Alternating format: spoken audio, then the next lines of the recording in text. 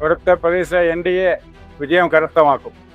ജനങ്ങൾ ഒരു വനിത, പ്രത്യേകിച്ച് ഒരു വനിത ആയതുകൊണ്ട് ഇതുവരെ വനിത ജയിച്ചൊരു മണ്ഡലമല്ല. അപ്പോൾ ഇപ്പോൾ ശരിക്കും പറഞ്ഞ ഒരു വനിത വരണമെന്നൊരു താല്പര്യം പൊതുവിലുണ്ട്. പിന്നെ മാത്രമല്ല, ഈ കേന്ദ്ര ഗവൺമെൻറ്റിൻ്റെ പദ്ധതികൾ ഇഷ്ടംപോലെ, ഒരു വീട്ടിൽ ജലവൈദ്യുത പദ്ധതി, ആ കുടിവെള്ളം ഫ്രീ ആയിട്ട് കൊടുക്കുന്നത് ഇഷ്ടം പോലെ വീടുകളിൽ കിട്ടിയിട്ടുണ്ട്. അപ്പോൾ ഒരു വീട്ടിലെങ്കിലും മിനിമം 2 ഓട്ടെങ്കിലും BJPക്കുണ്ട്. അത് നമ്മൾ വീടുകളിൽ പോകുമ്പോൾ അത് മനസ്സിലായതാണ്. അപ്പോൾ തീർച്ചയായിട്ടും ഒരു മാറ്റത്തിന് ജനങ്ങൾ ആഗ്രഹിക്കുന്നു.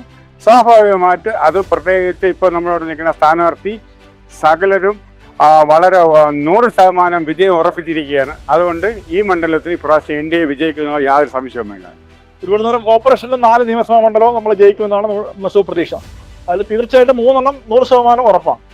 4 ജയിക്കുമെന്നുള്ള പ്രതീക്ഷയ്ക്ക് 3 എന്താ ഷോർ ഒറ്റ ജയിക്കും, മറ്റൊരു ഉറപ്പായിട്ട് ചെയ്യും. മറ്റൊരു ത്രികോണ മത്സരം കൂടെ നമുക്ക് നല്ല ചാൻസ്. ഈ പ്രാവശ്യം ശ്രീലേഖ തന്നെ ജയിക്കുമെന്ന് പൂർണ്ണ വിശ്വാസമുണ്ട്.